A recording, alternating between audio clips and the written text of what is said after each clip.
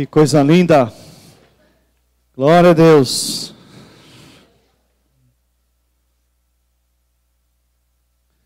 Intervalo aqui, conversando com alguns irmãos, com o Alex e o Gabriel, não é isso? O Senhor nos lembrou de um texto, 1 de João, capítulo 1, verso 7, fala: se andarmos na luz, como Jesus na luz está, nós temos comunhão uns com os outros. O sangue de Jesus nos purifica de todo o pecado. Daí a importância de vivermos na luz. E enquanto a gente se lembrava desse texto, eu me recordei de um treinamento que eu participei de uma empresa em que eu trabalhei em Minas Gerais, onde estava sendo dado treinamento para melhoria do ambiente organizacional. Tá? E o palestrante falou a respeito de uma empresa em que ele tinha dado esse mesmo treinamento e que tinha lá uma pessoa com problema de vitiligo na mão. A mão dele tinha aquele problema de pele, né, que perde a coloração. A mão dele tinha esse problema de vitiligo. E eles tinham apelidado ele de Mãozinha. Tinha 15 anos que ele trabalhava nessa empresa. Desde o primeiro dia que ele foi contratado, apelidaram ele de Mãozinha. E esse palestrante chegou e achou diferente a maneira como esse funcionário era tratado. Mas, aparentemente, ele parecia muito à vontade e sem nenhum problema, assim, com relação à maneira como eles se reportavam a ele. Até que chegou um momento lá de uma dinâmica de grupo, depois de tudo que foi falado sobre ambiente organizacional, de respeito com um colega do trabalho e tudo. Depois de 15 anos, aquele funcionário abriu para os demais funcionários da empresa, para a equipe que trabalhava com ele, de que ele nunca gostou de ser chamado de Mãozinha. Que aquilo era uma coisa que ofendia ele, mas que ele não falava porque ele tinha medo de, ao dizer que ele não se sentia bem, não se sentia à vontade, ele perdesse os seus amigos. E as pessoas excluíssem ele, se sentissem ofendidas, e por causa disso ele suportou, né, durante 15 anos, uma situação onde ele não se sentia bem. Enquanto nós conversávamos ali, o Alex e o Gabriel, Deus foi trazendo muita riqueza entre nós sobre muitas coisas que a gente deixa passar e a gente não põe à luz, de sentimentos nossos, de coisas que nos afetam, e a gente vai deixando para lá, e isso vai interferindo na comunhão. E é necessário a gente colocar isso na luz para poder haver comunhão. A comunhão, ela não se estabelece nas trevas, na mentira, na superficialidade. Ela se estabelece na luz, na verdade. Por isso nós precisamos falar. É muito comum isso. Ontem, uma pessoa estava me dizendo que ele ficava um pouco incomodado quando alguém, ao ministrar a palavra para ele, dizia assim: olha, você é uma bênção, você é um cara assim, muito maravilhoso, só falta Jesus. Ele falou: Anderson, eu escutei isso, eu escuto isso de muita gente, só que é uma coisa que me faz mal. Então, às vezes a gente coloca palavras, a gente coloca coisas para as pessoas no nosso dia a dia, pela intimidade, pela liberdade, e a gente acaba ferindo as pessoas. Então existem dois problemas aí. Tem um problema meu de ferir os outros, de machucar as pessoas, de ser inconveniente, de usar brincadeiras indevidas, de me reportar a pessoa de uma maneira como a pessoa se sente ofendida. E nós precisamos ser criteriosos em relação a isso e temos muita responsabilidade. Mas existe também o outro lado de quem se sente ofendido e não fala. E não põe isso na luz. Então, às vezes, os irmãos acham que está tudo bem, quando na verdade não está. Eu e Tânia, a gente tem uma disciplina diária, como casal. Lembra que eu falei para os solteiros que relacionamento dá trabalho? Não? A gente tem uma disciplina. A gente não dorme sem perguntar um para o outro. Está tudo bem entre nós? Porque a gente tem que dormir estando tudo bem entre nós. Às vezes no grupo caseiro lá, antes de ministrar estudo, antes de ministrar alguma coisa, eu pergunto para os irmãos, está tudo bem entre nós? Isso é uma prática que a gente tem levado para a nossa vida como presbitério lá em Candeias, né? Porque às vezes a gente entra pilhado para começar nos assuntos administrativos e começar, muita demanda, retiro, irmãos e igreja. Na hora que a gente percebe que nós estamos tratando muito da obra, da igreja, a gente, opa, peraí, Eduardo, Anderson, está tudo bem entre nós? Como estão as coisas entre nós? Atos 20 fala, cuidai de vós e do rebanho.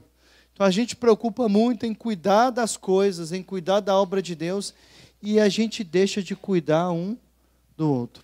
E nós temos essa responsabilidade. Talvez você pode achar assim, isso é muito exagero. Caim achava isso, que era exagero. Quando o Senhor perguntou para ele, onde está teu irmão? Caim disse assim, eu tenho lá que me responsabilizar pelo meu irmão? Sou eu o guardador do meu irmão? Então essa atitude de desprezo que Caim teve, nós não podemos ter. Meu irmão é muito importante para mim. Ele é tão importante que Jesus derramou todo o sangue dele por ele. Então nós temos que dar essa importância. Tem que haver um canal assim, um diálogo, uma comunicação muito aberta, né, entre nós. Para haver luz, tem que haver comunicação. Para haver comunicação, tem que haver a liberdade de falar. E tem que haver a liberdade de ouvir. A gente não sabe ouvir. Nós sentamos esse dia com o casal, a esposa foi abrir o coração e o marido interrompendo a esposa toda hora, entrando, entrava, e abre parênteses, e fecha parênteses, abre parênteses, e a mulher não conseguia falar. Falei, querido, deixa a tua esposa falar. Que a gente não deixa as pessoas, a gente se antecipa. Tem que haver comunicação, tem que haver diálogo, tem que haver tempo, tem que se dedicar, tem que se debruçar, tem que chamar para perto, para o coração. A gente precisa fazer isso. E só se faz isso vivendo na luz, vivendo na verdade, falando a verdade uns com os outros. A gente ora, a gente pondera diante de Deus, e depois a gente vai e fala. A gente busca o Senhor, mas não pode ficar trevas alguma na nossa vida. Amém, irmãos? Amém? As trevas são um ambiente onde Satanás governa. Por isso que ele é o príncipe das trevas. Mas a luz é boa. Não é fácil fazer essas coisas. Não é o caminho mais fácil, mas é o melhor caminho. Repete comigo. Não é o caminho mais fácil, mas é o melhor caminho. A luz é o melhor caminho. É o caminho de Deus. A luz é boa. O Senhor falou, quando criou a luz, eis que a luz era boa. A luz é boa. Falar a verdade é bom. E Efésios 4,16 diz assim: andai, falai a verdade, segui a verdade em amor. Eu conheço uma pessoa da minha família que diz assim: comigo não tem que ver, eu falo na lata. E fala mesmo. Mas existe uma grande diferença do falar a verdade e do ser grosso, ser ríspido, ser mal educado, ser grosseiro com as pessoas, ofender as pessoas. Não é isso? Nós estamos falando de uma verdade que é dita com graça, com amor, sem gritaria, sem ofensa, com respeito, com consideração, como Jesus. Tudo isso que nós estamos vendo aqui é por causa da nossa comunhão com Jesus. Como Jesus te trata? Pois Jesus disse assim: amai-vos uns aos outros como eu vos. Fale com o seu irmão como você sabe que Jesus falaria contigo. Trate ele como você sabe que Jesus te trataria. Nós não podemos tomar por base as referências que às vezes a gente tem de nossa criação, da nossa formação, né? Conheci um pai que espancava o filho, ia corrigir ele, dava soco na cabeça do filho. Ele disse assim para mim: Anderson, o meu pai faz isso comigo. Falei com ele: mas você tem um pai agora que te ensina a agir do jeito certo. Você foi resgatado da sua vã maneira de viver, que herdou dos nossos pais. Aí a gente sempre brinca com os irmãos a respeito da síndrome de Gabriela. Vocês já ouviram falar da síndrome de Gabriela? Não? Síndrome de Gabriela é uma música antiga, do tempo de Paulinho aqui, do William, sabe? Eles é que me ensinaram essa música, eu nunca ouvi essa música. E a música diz assim: eu nasci assim, eu cresci assim, eu vou ser sempre assim. Gabriela, né? Eu vou ser assim, não, eu nasci, meu pai me ensinou dessa forma. Mas o teu pai, Jesus, é assim? Então nós temos que ser como Jesus. Temos que tratar as pessoas como Jesus, né? Então nós precisamos ter essa atitude. Pergunta para o teu companheiro, para o teu discipulador. O William ontem desafiou os irmãos lá em Candeias e eles obedeceram, viu, William? Ele pediu para a gente se questionar assim: eu sou uma pessoa ensinável? Muitos discípulos procuraram a Tânia e houveram os irmãos lá sempre procurando o seu discipulador, com o coração aflito, né? Eu sou ensinável? Então pergunta para o teu discipulador, para os teus irmãos, para o teu companheiro, como que eles te veem, como que eu sou, qual a visão que você tem de mim? Mas seja humilde para receber a verdade, né? Tiveram coisas que o Ion falou comigo, que a princípio eu não entendi, e eu posso até não ter gostado. Mas eu peguei aquilo que ele falou comigo e eu fui para diante de Deus. Eu fui orar em cima daquilo. Eu não desprezei, eu não desconsiderei. E muitas vezes o Senhor falou comigo: ele está certo. Você tem que se humilhar. Então é uma bênção quando a gente entende esse caminho da luz, esse caminho da verdade. Sem isso, dificilmente a gente vai ter comunhão uns com os outros. Amém? Bom, a gente agora vai falar sobre o partir do pão. E eu vou ser bem prático assim. Eu estava falando para os irmãos que eu não tenho... Eu considero o Eduardo, meu companheiro, um mestre. Assim. O Eduardo tem uma forma muito didática, né? Minuciosa de trabalhar o ensino. Eu aprendo muito com ele. Tem uma forma assim, um estilo mais prático assim. Então, da forma mais prática e simples, e não sendo muito exaustivo aqui com vocês, eu queria dar continuidade ministrando sobre o partir do pão, que tem tudo a ver com a comunhão. Tá?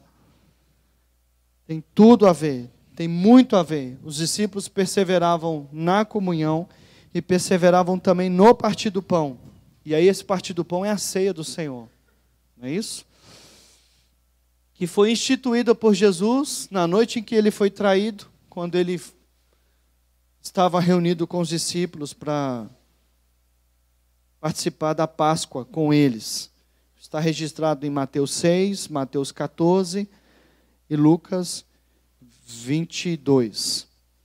A ceia era e continua sendo destinada àqueles que se converteram a Jesus, que tiveram uma verdadeira experiência de arrependimento e foram levados ao batismo.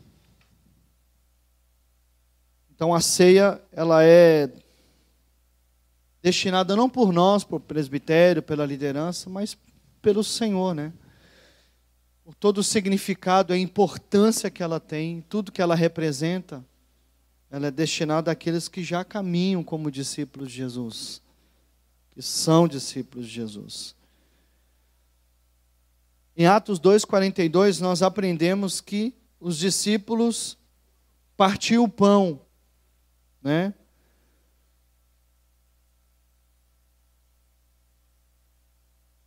E esse partir do pão era praticado tanto nos grupos familiares, nos grupos pequenos, isso está lá em Atos 2,46, mas praticado também em grupos maiores, como na reunião que Paulo fez em Atos 20. Tá? Então não há uma regra geral assim, não tem nada rígido, né, em relação a isso. No sentido de que a gente tem que cear todos os dias, ou tem que... Isso é algo que nós precisamos fazer com frequência. Mas Deus tem a forma de trabalhar, a gente tem aprendido muito isso com o Fred, irmão do Ion, né? Qualquer oportunidade que tem, ele sempre parte o pão ali com a gente. Sempre tem esse momento. Em algumas oportunidades, eu tenho feito isso com o Tânia e os meus filhos. No grupo caseiro, a gente tem feito isso. Recebemos um casal de discípulos esse dia lá em casa, e era um café da manhã, e a gente saiu com os dois. Como também com toda a congregação.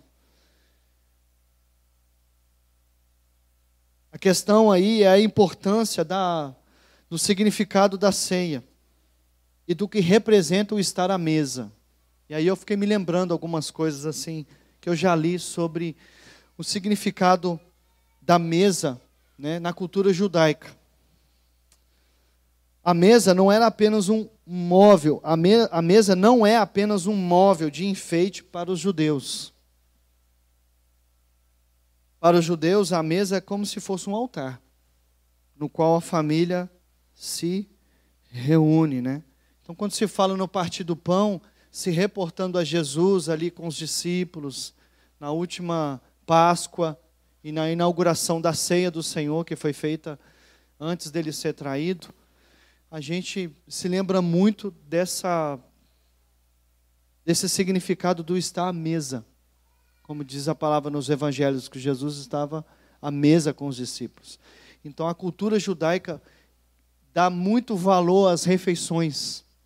Dá muito valor ao estar à mesa. Não é, a mesa para eles não é só um móvel, um enfeite, mas é um altar. É um lugar de culto a Deus, de adoração a Deus, né? E se a gente for puxar pela memória, a gente vai ver que no tabernáculo construído por Moisés, havia uma mesa onde eram colocados pães sagrados. Isso também foi feito por Salomão na construção do templo, instruído por Deus. Havia uma mesa. O Salmo 128 fala da família ao redor da mesa. O pai, a esposa e os filhos.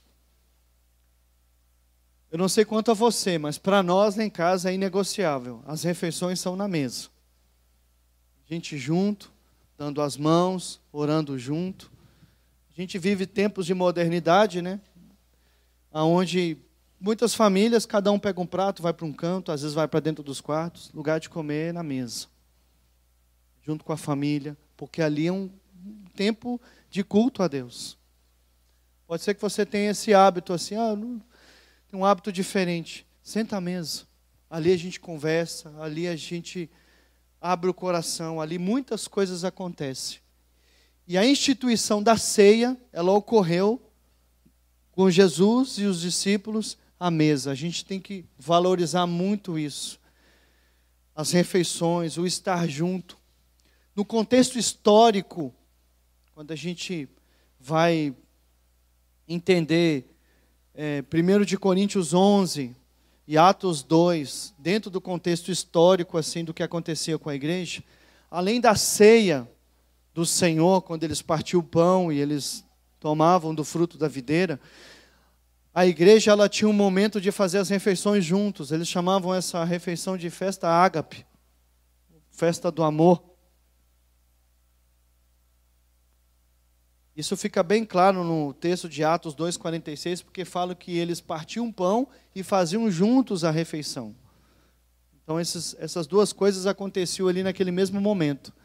Eles se reuniam para almoçar, para fazer as refeições, e naquele momento também se partia o pão da ceia.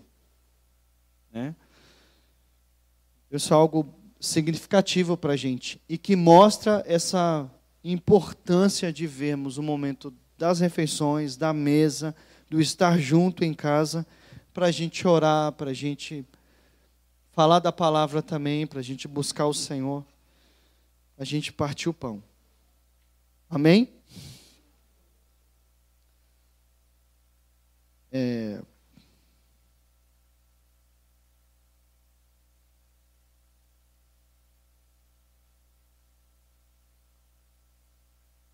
Lucas 22, 19.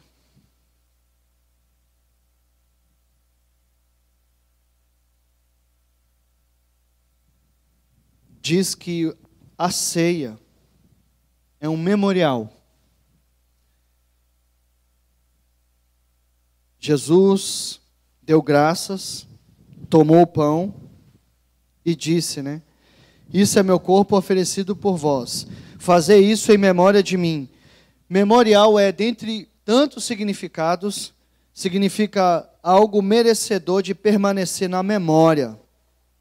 Algo que não pode ser esquecido, algo que deve ser lembrado. Então, quando o Senhor, na noite em que foi traído, tomou o pão, deu graças e o partiu e disse, fazei isso em memória de mim, Ele está dizendo assim, vocês não devem se esquecer disso que eu estou fazendo. Esse mesmo ensino é repetido por Paulo em 1 de Coríntios 11, quando Paulo também lembra o que foi dito por Jesus na noite em que foi traído. Quando Jesus estabeleceu esse memorial. Então, o partir do pão, a ceia, é para ser lembrado por nós. Nós temos que nos lembrar de alguma coisa. Quando comemos o pão, quando nós tomamos do fruto da vide, nós estamos nos lembrando de alguma coisa. Né? A gente não é uma coisa sem propósito. Não é uma refeição apenas. Não é uma refeição. É alguma coisa que nós devemos nos lembrar. É alguma coisa que Deus está querendo que continuamente nós nos lembremos. Aí você imagina a frequência dos encontros, das reuniões, do tempo junto que a igreja tinha em Atos, por causa do formato que era a vida deles, a sociedade, a disponibilidade de tempo que eles tinham, era todos os dias eles estavam juntos. Todos os dias.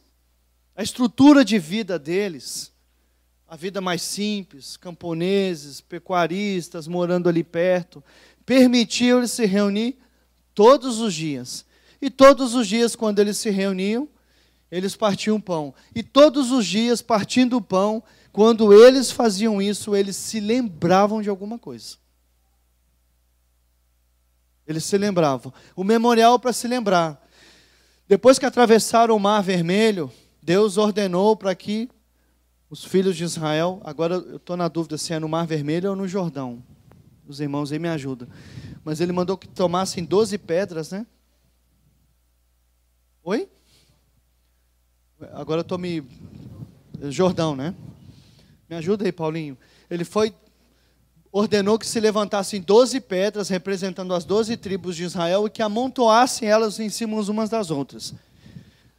Para que, quando alguém passasse ali e perguntasse, o que significa esse monte de pedra aqui, tudo junto, tudo amontoado uma em cima da outra, eles pudessem dizer, para aquelas pessoas que perguntavam, que aquilo era um memorial, era uma lembrança de que Deus abriu o Mar Vermelho ou abriu o Jordão e eles atravessaram a pé enxuto. Então o memorial é uma referência, é algo para nós não nos esquecermos, é algo para nós nos lembrarmos com frequência. Né? Jordão, obrigado, Paulinho. Isso mesmo. Para nos lembrarmos com frequência. Então é um memorial, diz a palavra. E do que nós nos lembramos? Deixa eu abrir aqui só para ficar mais fácil.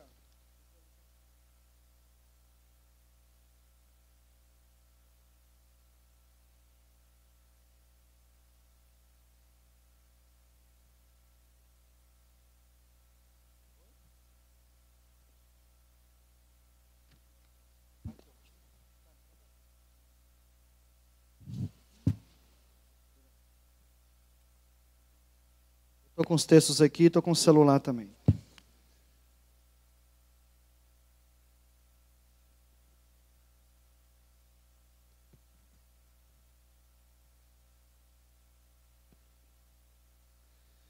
Então, o que nós estamos nos lembrando? Nos lembrando de quê? Né?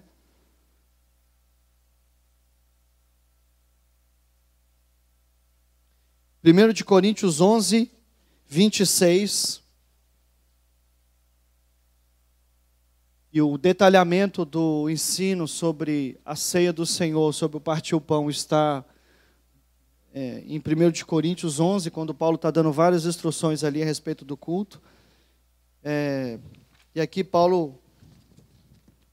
apóstolo Paulo está dizendo para nós o que nós estamos lembrando quando nós ceiamos. Quem pode ler para a gente aí? 1 de Coríntios 11, 26.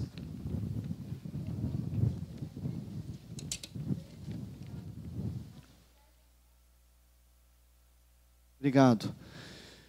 Quando nós tomamos o pão, quando nós tomamos o cálice, o que nós estamos fazendo? Nós estamos anunciando a morte do Senhor, até que Ele venha. Então, esse memorial é para que ele tem dois aspectos. Ele tem um aspecto de olharmos para trás e nos lembrarmos do que o Senhor Jesus fez por nós, mas ele nos leva a olhar para frente para aquilo que ainda vai acontecer. Então esse memorial é para nos lembrarmos, primeiro, da morte do Senhor. Por isso que Jesus instituiu a ceia na noite em que foi traído. Porque o que se seguiu ali, depois de ele ter ceado com os discípulos, foi o sofrimento, foi o desprezo, foi a dor que Jesus sofreu, foi a sua morte para nos redimir dos nossos pecados. Nós não podemos nos esquecer nunca. Ao tomarmos o cálice, a gente tem que se lembrar que um justo derramou todo o sangue dele por nós, para que nós tivéssemos vida.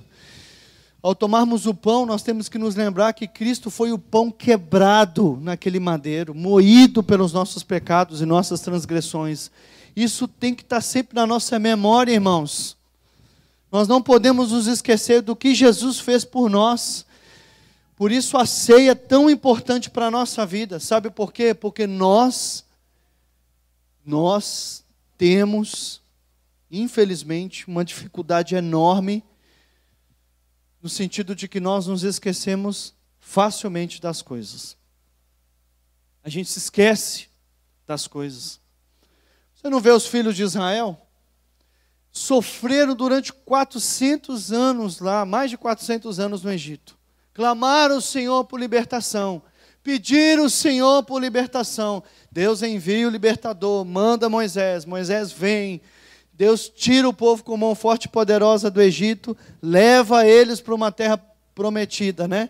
Mas, no deserto, não tendo passado muito tempo da saída deles do deserto, bastou um pouquinho de dificuldade, bastou um pouquinho de fome, um pouquinho de sede, e eles disseram, quem déramos nós voltarmos para o Egito? Porque lá no Egito a gente tinha pão, aqui a gente não tem pão.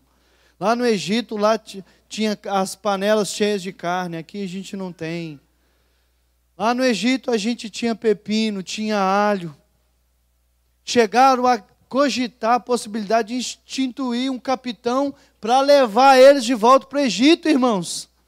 Se esqueceram. E a gente se esquece. A vida cristã vai se tornando, né? Não deveria ser assim, mas vai se tornando uma coisa tão comum que a gente se esquece de onde Deus nos tirou, do que Deus fez por nós, e a gente vai levando uma vida assim, normal, natural, e a gente se esquece e parece que nós estamos fazendo um grande favor para Deus, né? Parece, Senhor, eu estou aqui, eu sou teu servo, eu faço um favor enorme de te servir, Senhor. Né? A gente só não diz, mas parece que a gente quer dizer para Deus, Deus, agradeça a ti mesmo, porque o Senhor me tem, que eu sou teu servo, que eu sou tão fiel, e a gente se esquece, irmãos, de que toda a nossa fé se baseia no sofrimento de Cristo por nós.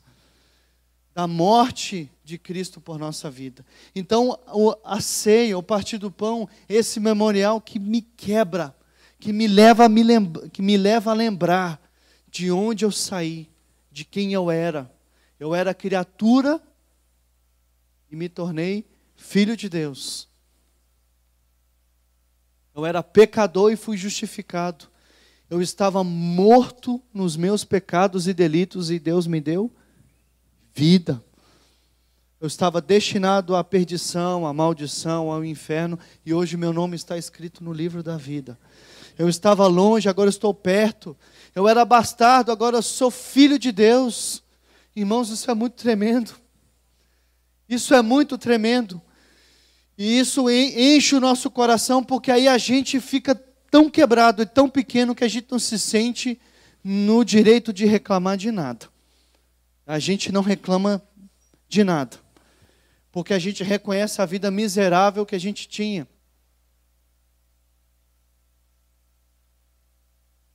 A vida miserável nossa, de onde nós saímos e onde nós estamos hoje. Então o memorial nos lembra. A ceia nos lembra. Quando você pegar um pão, quando você pegar um suco de uva ou vinho, se lembra disso.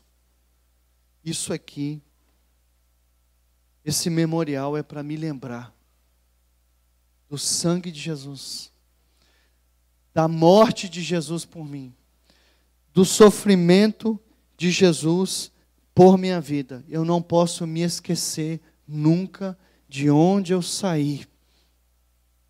Os filhos de Israel se esqueceram de onde eles saíram, esqueceram de todo o sofrimento que eles viveram, se esqueceram. Eles chegaram ao absurdo de chamar o maná de pão vil. Esse pão vil, nossa alma está enfastiada desse pão vil. Um pão que descia do céu, que caía do céu.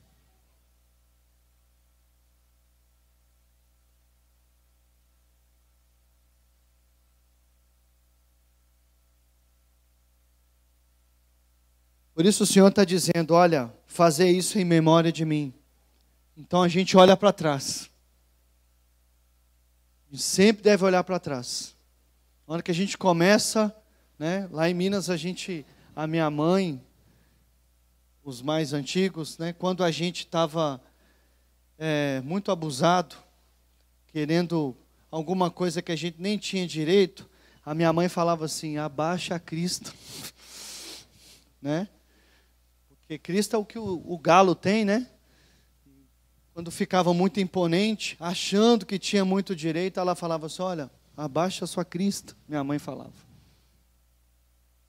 Abaixa um pouquinho aí, tenha um pouco mais de humildade.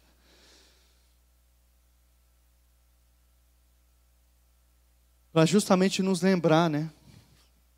Que nós precisamos ter uma atitude humilde, uma atitude simples, né?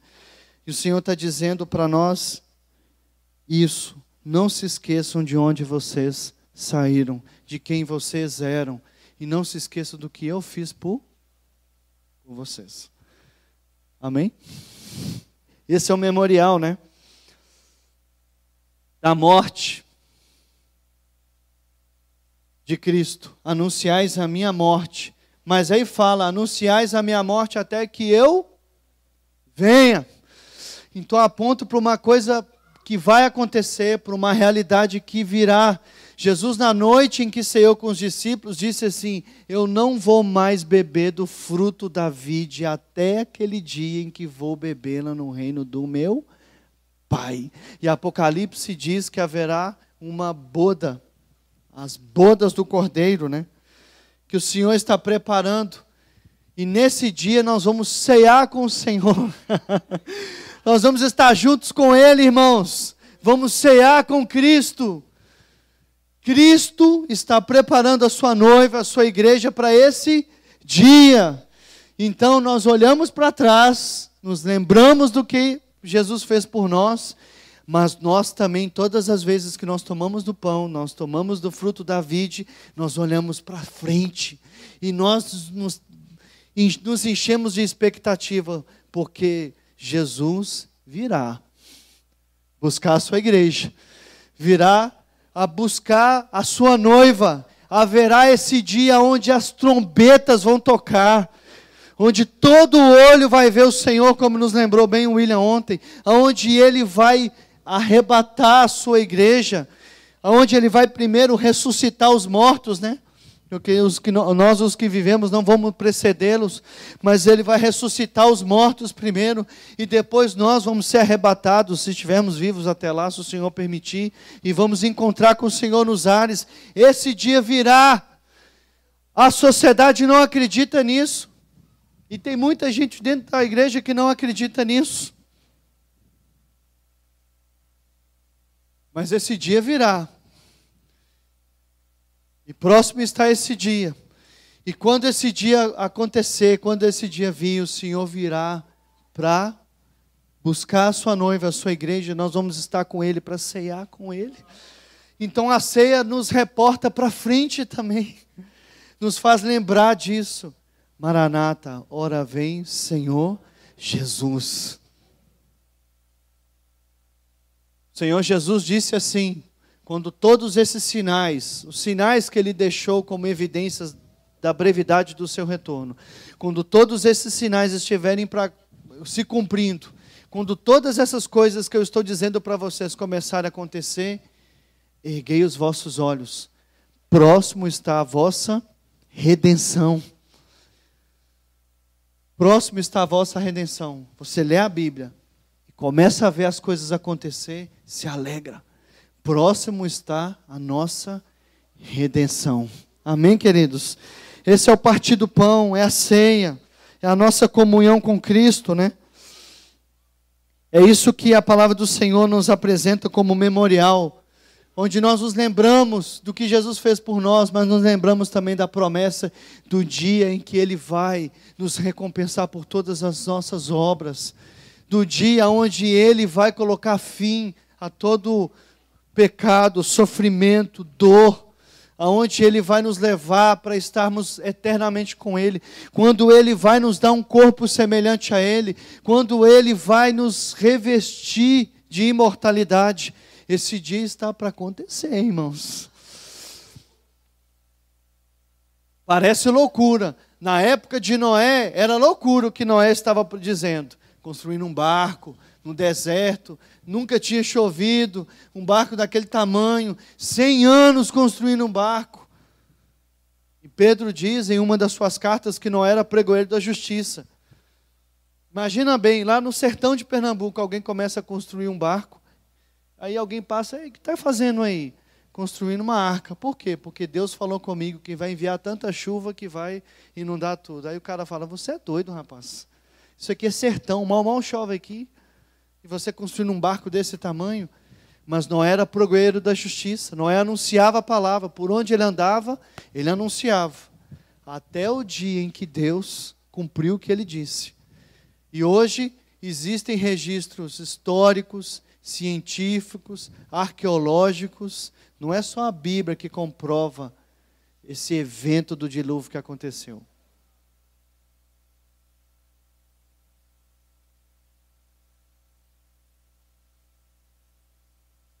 Mas na época de Noé, só 8 almas acreditaram.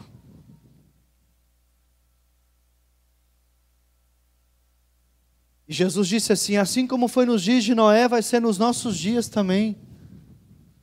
Porque nos dias de Noé o homem comia, bebia, casava-se e dava-se em casamento até o dia em que o Senhor fechou a arca e enviou a chuva.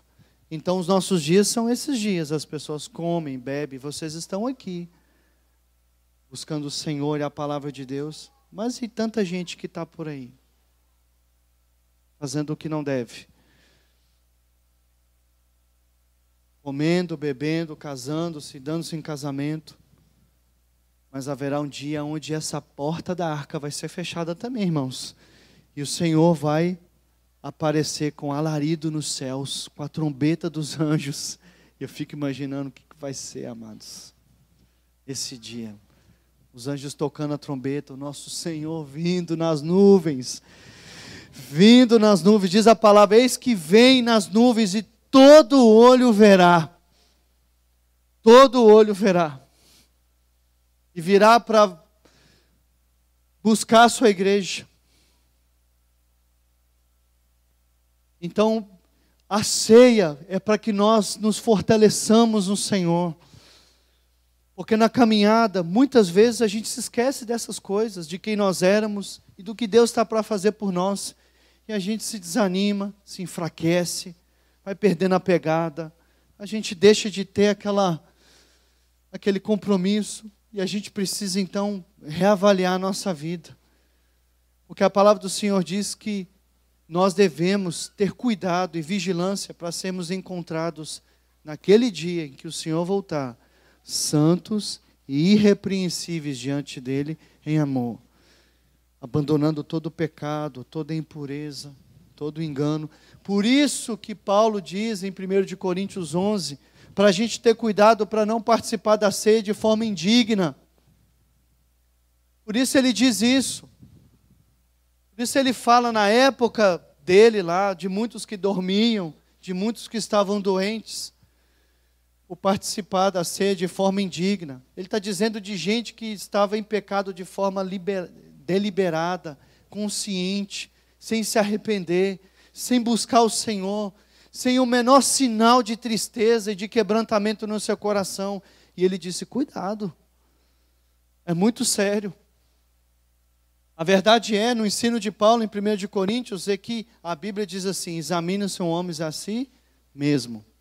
Repete comigo, a si mesmo. No dia da ceia, tu não tem que olhar do lado e ficar, por que fulaninho ali não está ceando? Será por quê? Né? Ou então alguém ouviu uma palavra dessa, como está sendo ministrada aqui, ou de ontem, ou de amanhã, e diz assim, fulano tinha que estar aqui para ouvir aquela palavra. Me lembro, às vezes, em alguns encontros de casais que a gente ia participar, né? E está lá os irmãos ministrando, e a gente vendo, né, no plenário, a esposa fazendo assim no marido, né? Tá vendo aí, ó? O marido fazendo com a esposa, né? Mas a gente tem que examinar nós mesmos. É um exame de consciência nosso. Examine-se um homem a si mesmo. Eu tenho que me examinar. Eu tenho que refletir, como está a minha vida? Como que está a minha caminhada? Quem eu sou fora do grupo caseiro? Quem eu sou fora das reuniões? Como eu sou? Como eu vivo em casa? Como eu vivo no trabalho? Como é a minha vida? Como eu estou vivendo? O que eu sou quando os meus discipuladores não me veem, os meus pastores, quando eu estou sozinho no meu quarto? O que eu faço quando eu estou com o celular na mão, diante do computador, na rua, quando uma moça bonita passa, quando um rapaz bonito passa, lidando com dinheiro na empresa? Como é a minha vida? Dentro de casa, estava dizendo para os irmãos, contando para eles uma experiência triste que a gente teve com um irmãozinho que a gente conheceu, não é daqui, é de outro estado. O irmãozinho era um doce na igreja, era um doce de coco. Chorava, se quebrantava, era uma coisa impressionante. Uma doçura, mas dentro de casa era uma delicadeza de rinoceronte, irmãos. Agredia a esposa, batia na esposa, agredia os filhos, trancava o filho no quarto escuro por horas. Mas se você visse ele, o comportamento dele nos encontros, você olhava, por que esse cara não foi consagrado a presbítero, a diácono? Mas o que conta é o que a gente é lá dentro de casa. É o que a gente vive fora daqui. Irmãos, esse retiro vai acabar, cada um vai para a sua realidade. E nós precisamos ter essa consciência de nos examinarmos, de termos essa responsabilidade. Quem eu sou, o que eu estou vivendo, como eu vivo. O que eu ouço, o que eu leio, o que eu vejo. Como é o meu procedimento. Eduardo ministrou para a gente esses dias sobre o ser cheio do Espírito Santo, e ele pegou Efésios 5, e a gente acha que ser cheio do Espírito Santo termina ali no verso 21, falando entre vós, com salmos e cânticos, hinos espirituais, mas o texto continua, e entra em Efésios 6, e Paulo fala do ser cheio do Espírito Santo, e da evidência do ser semelhante a Jesus, e do ser cheio do Espírito Santo, na família, no trabalho. Aí ele vai ensinando, né? Maridos, amai as vossas esposas. O que tem a ver, marido, amai as vossas esposas com o ser cheio do Espírito Santo? O marido que ama a esposa, como Cristo ama a igreja, é um homem cheio do Espírito Santo. A esposa que se submete ao seu marido no Senhor é uma mulher que evidencia o ser cheio do Espírito. Filhos que obedecem aos pais são evidência do ser cheio do Espírito Santo. Pais sábios com os seus filhos, disciplinando em amor e graça, estão dando evidência do ser cheio do Espírito Santo. No trabalho, nós somos cheios do Espírito Santo, sendo honestos, cumprindo horários, sendo responsáveis. Tudo isso é evidência do ser cheio do Espírito Santo. Por isso, na hora da ceia, eu já estou terminando, na hora da ceia, cada um tinha que se examinar. Tem que ser um momento de reflexão da sua própria vida, né? De quem eu sou, de como eu vivo, do que eu estou fazendo, de onde eu ando. E se porventura eu estou vivendo de forma deliberada, de forma consciente, de forma irredutível, eu preciso pedir ajuda, confessar pecado, chamar os meus irmãos, abrir o coração. Isso é a ceia, é o partir do pão, é ensino de Paulo, mas é, antes de tudo, ensino do Senhor Jesus. É examinar a própria vida. Mas a ceia é também um repartir entre nós. Olha o que diz Lucas 22:17.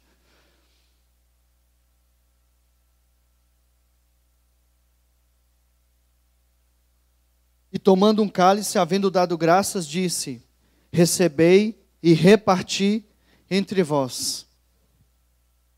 Então era um momento onde eles estavam ali, estabelecendo a vida deles com Deus, com Cristo, mas Jesus falou assim: reparto entre vocês. E aí a gente vai entender o que Paulo quis dizer em 1 de Coríntios 11, quando ele falou assim, sobre o perigo da gente tomar a ceia e não discernir o corpo.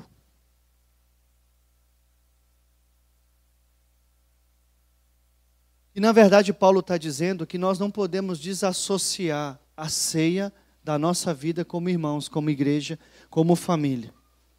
O contexto de 1 de Coríntios 11 era o seguinte: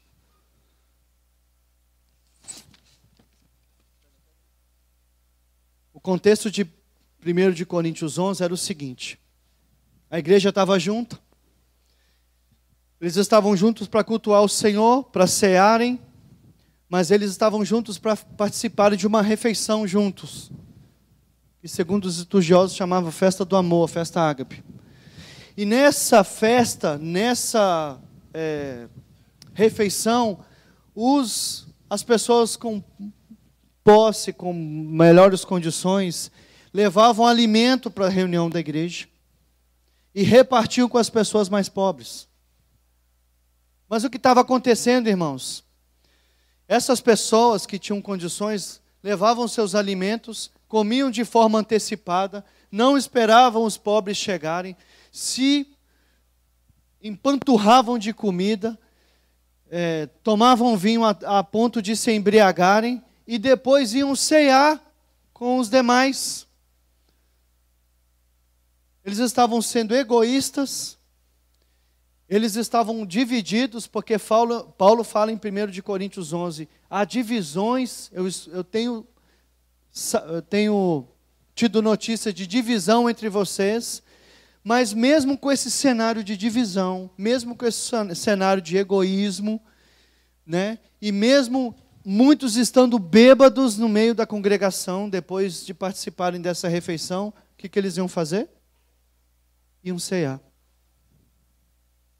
E aí Paulo está dizendo assim: vocês não estão discernindo o corpo. Então a ceia se refere a mim e Cristo, é um memorial, eu me lembro de quem eu fui, eu me lembro do que Jesus vai fazer por mim. Fala do meu relacionamento com Deus, mas ele tem essa expressão também da nossa vida como igreja. Por isso que Paulo fala: repartir entre vós. E é um momento de eu refletir, já que eu estou falando de comunhão, né? Foi a parte que me coube aqui ministrar. Mas a ceia, o partir do pão, é esse momento onde eu reflito sobre a minha vida com os meus irmãos. E aonde eu vou refletir sobre como eu vivo como igreja com os meus irmãos. Porque como que eu, né, que estou ali com o cálice na mão e com o pão, como que eu posso me imaginar mentindo, defraudando, sendo maledicente, dividindo, atrapalhando a obra de Deus, dificultando o trabalho da liderança, dos pastores, sendo egoísta? Aí Paulo fala: examine-se um homem a si mesmo e depois coma da ceia. Se houve arrependimento, se houve contrição, se o meu coração está disposto a mudar, nada me impede de eu participar da ceia. O perigo é o pecado que não tem arrependimento. É uma coisa deliberada, uma coisa onde eu estou totalmente endurecido, onde eu não me quebranto, onde eu acho que eu estou certo e a palavra está errada, onde eu acho que eu estou certo e meus irmãos estão errados. E assim eu vou entrando por esse caminho perigoso de não discernir o corpo de Cristo. Fala para o teu irmão, a ceia é coisa muito séria. É coisa muito séria. Muito séria. Perguntaram para a gente aqui em Pernambuco, depois que a gente mudou: olha, a gente pode dizer para alguém assim, tu não deve cear? Eu penso, eu não sei os meus colegas aqui, quero me sujeitar à vida deles.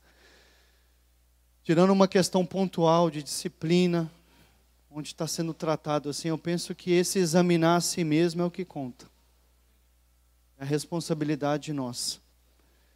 Nós estamos cuidando de uma situação em especial, onde nós recomendamos um determinado querido que tivesse muito cuidado, porque a gente estava vendo esse caminho perigoso assim de irreverência entrando na vida dele. Ela disse: tome cuidado, se arrependa primeiro. Estar à mesa do Senhor é algo muito sério. Então eu queria encerrar com vocês aqui, orando por isso. Você pode ficar de pé, amados.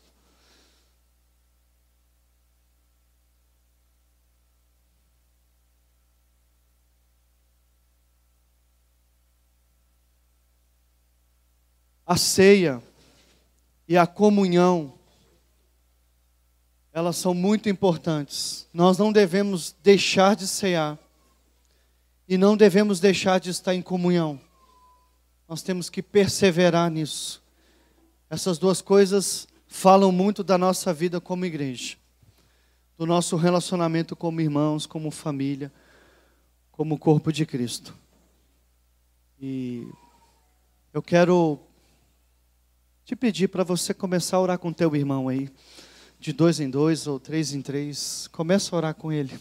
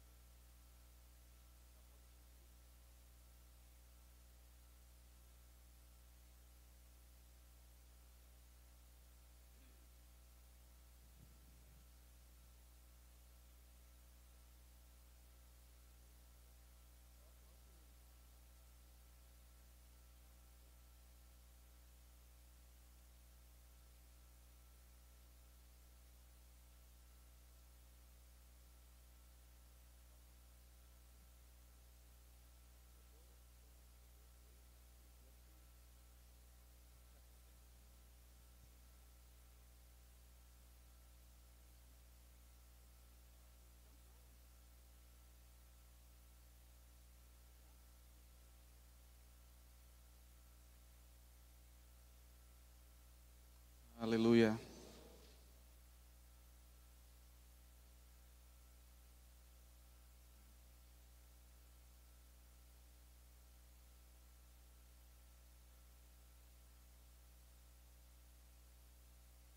Bem, os irmãos vão estar distribuindo o cálice e o pão, a ceia do Senhor. E antes de cearmos juntos, Anderson trazendo essa palavra, surgiu uma lembrança no meu coração, eu queria compartilhar com os irmãos.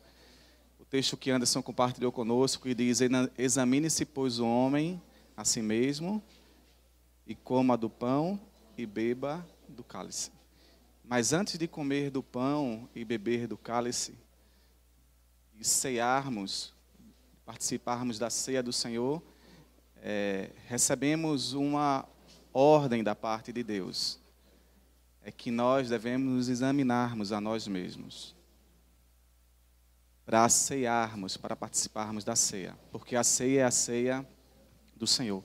Porque se nós comermos de forma indigna, somos réu do corpo e do sangue de Cristo. E ele continua o texto, e Anderson falou aqui, que ele diz, há entre vós, ele disse, há, e não haverá, mas que estava existindo na igreja em Corinto, muitos fracos, doentes, e não poucos os que dormem. Em outras palavras, e não poucos os que já morreram. Por quê? Porque comeram do pão e beberam do cálice de forma indigna, imprópria. E por isso nós devemos nos examinarmos a nós mesmos. E diante disso, eu lembrei, nessa carreira cristã, que eu já presenciei enfermidade no meio do povo de Deus por cear de forma indigna. Quando eu descobri uma enfermidade, não no meio do povo, a primeira coisa que veio muito forte no meu coração foi pecado oculto que não foi confessado, que depois veio à tona e que desencadeou tantos males. E aquela enfermidade, como diz ao Senhor, julgarmos a nós mesmos para que não sejamos julgados. E quando julgados, somos disciplinados para não sermos reprovados com o mundo. E aquela enfermidade, aquela situação trouxe um profundo arrependimento e uma mudança de vida.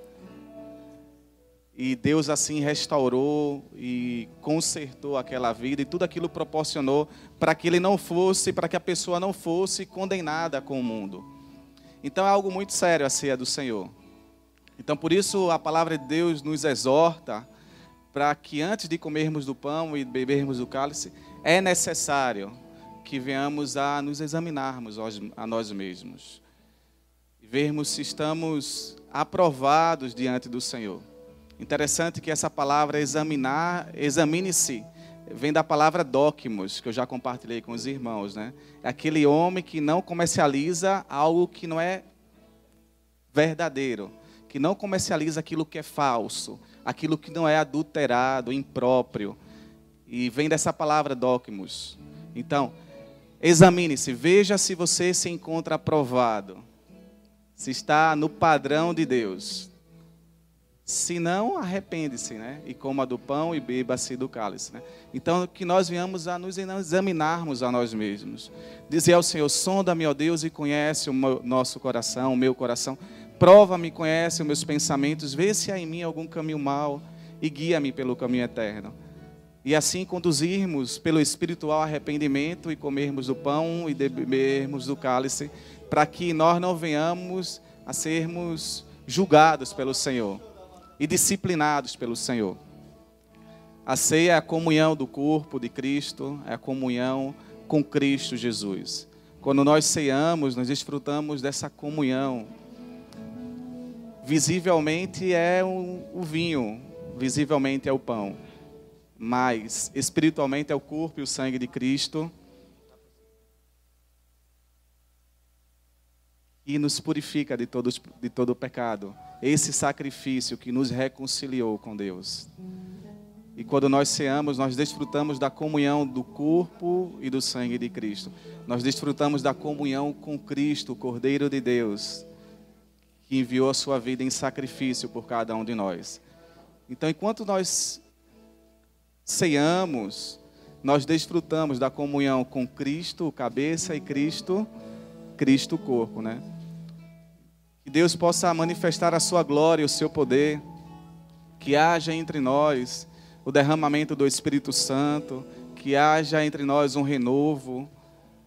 Que haja entre nós força e poder de Deus, enquanto nós comemos do pão e bebemos do cálice. Que haja entre nós um transbordar da alegria do Senhor.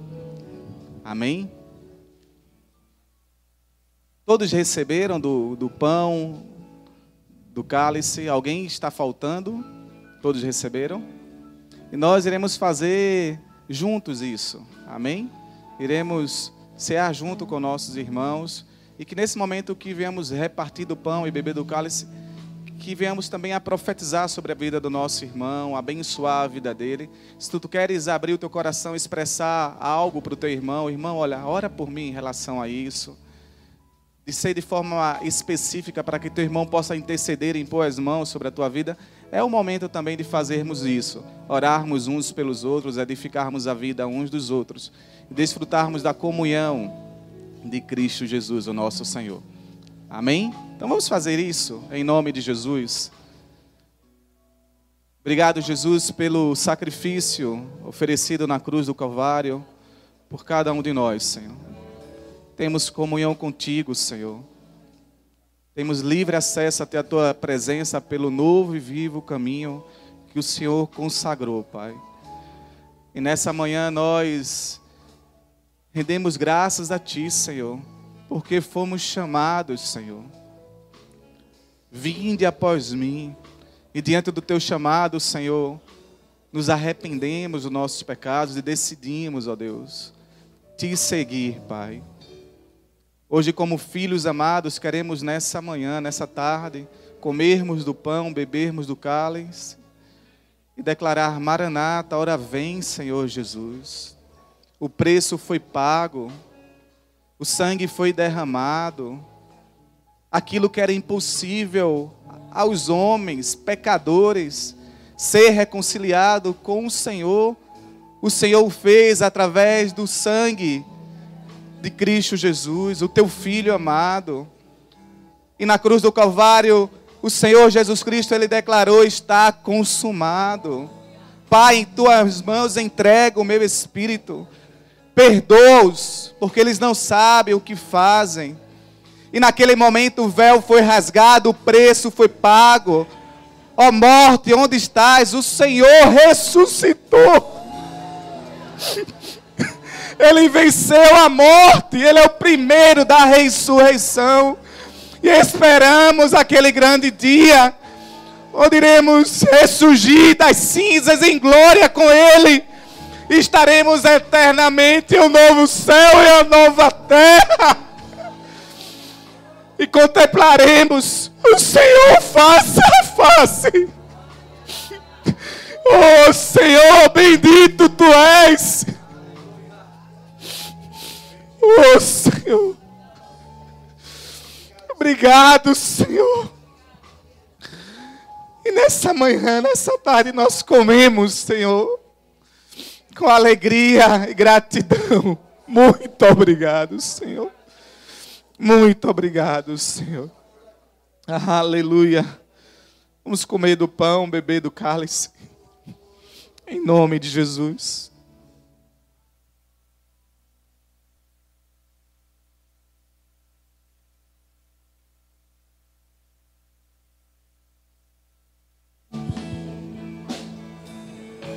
Aleluia. Bendito seja o teu nome, Senhor. E o mais impactante, queridos, é que nossa aliança, ela vai permear pela eternidade. Tempo aqui não é suficiente para nos amarmos. O Senhor colocou a eternidade para juntos estarmos caminhando. Você pode dar um abraço no teu irmão e dizer: você vai me aturar pela eternidade. Vamos cantar aquele canto maravilhoso. Senhor, vamos dar uma pegada. Maravilhoso. Pode começar, não? Aleluia. Maravilhoso será o dia em que muitos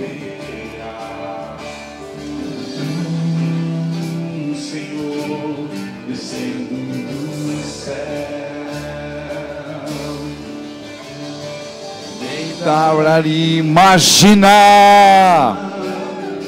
Maravilhoso será, nós subiremos ao teu encontro.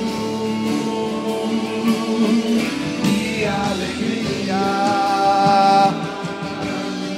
Que alegria. Sobre as nuvens dos céus. em meio a tanto esplendor e poder, novo som de louvor se ouvirá.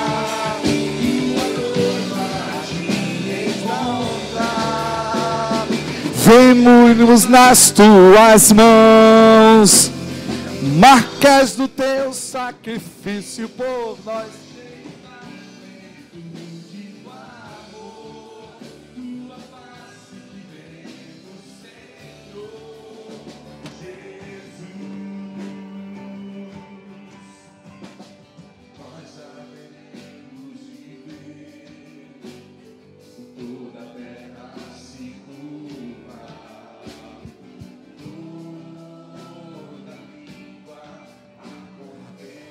Um brado de júbilo, Jesus Cristo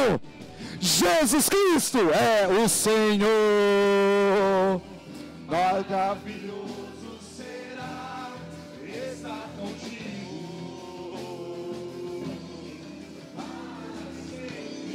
Peso baixo, peso. Quanta peso nesse baixo. Que alegria! Sobre as nuvens dos céus.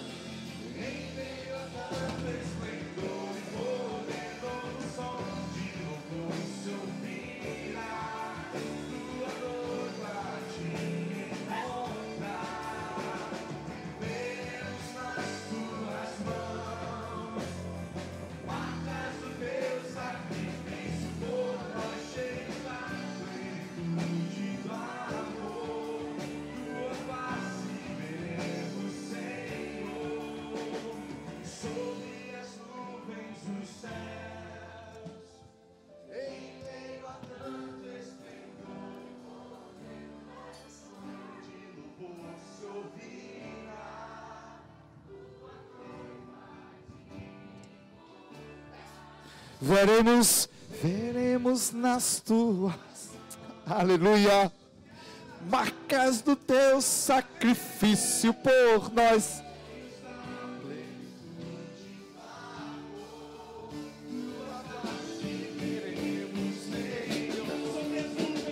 Sobre as nuvens dos céus.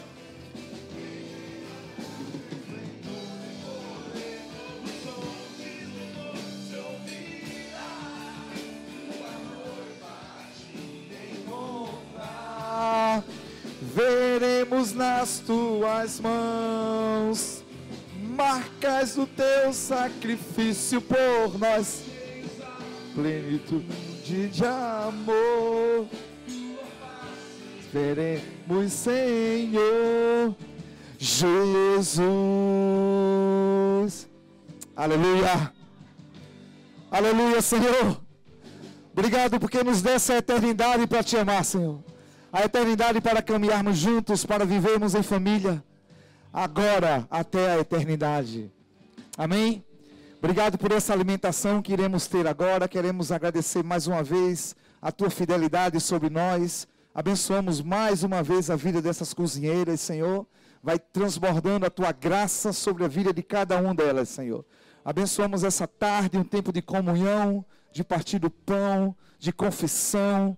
Tua graça transbordando entre nós pela eternidade. Amém? Dá um beijo no teu irmão. Diz assim: pela eternidade estaremos juntos. Bendito seja o Senhor.